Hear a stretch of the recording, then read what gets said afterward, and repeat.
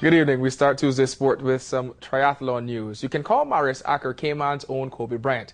You must be wondering why the comparison, right? Well, Bryant has 5 NBA titles. Last Sunday, Acker won his 5th Cayman Islands Triathlon. But this year, the South African got pushed all the way.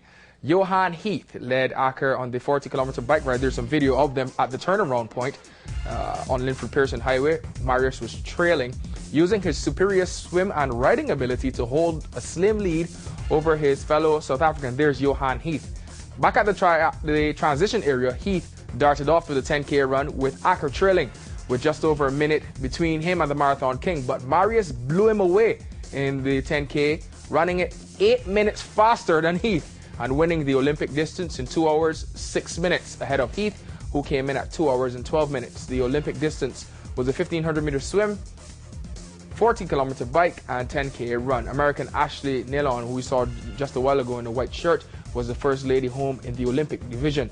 Adrian Roston and our own Marlene West won the sprint event. Over 180 athletes competed in last weekend's race. And some of those faces, like Marius and Chrissy Dooling and others, will be on the line next Sunday for the Cayman Islands Marathon. Moving on this evening, let's switch our attention to a little-known sport on the island, but our athletes made some giant strides this year. At the end of the season, Cayman's junior equestrian riders tied with Jamaica as the best in the Caribbean. Ashley Scaletta and Elsie Boone round off a solid year in the saddle, but it took lots of hard work between horse and rider to experience that success.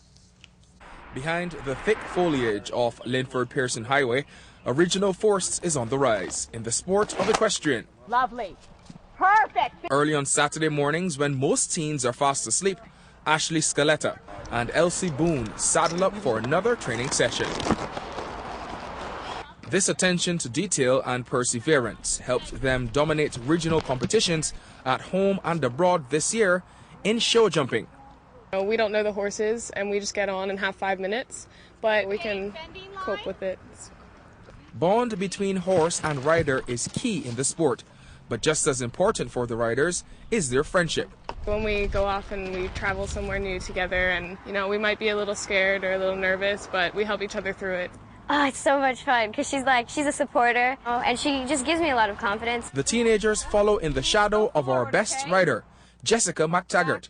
Jessica led the way this year by competing at the CAC Games, the first local rider to do so. It was an incredible year. Out of the saddle, she lends her hand as a coach, helping the young riders in any way she can, mostly in the fine art of dressage, where grace, Easy, steady, not faster, and precision are key. Balanced, steady, organized. I feel like I've got a great relationship with them, and anything I can do to help them along is what I'm here for. She's a beautiful rider, and how she just makes the horse move without her actually moving, but she's doing so much, it's a big confidence boost. It inspires all of us here to try our hardest. So after a successful 2010, our riders look to scale higher heights in 2011. It was a blast. I had loads of fun. So the great work there with the team at the Equestrian Center dominating the Caribbean this year.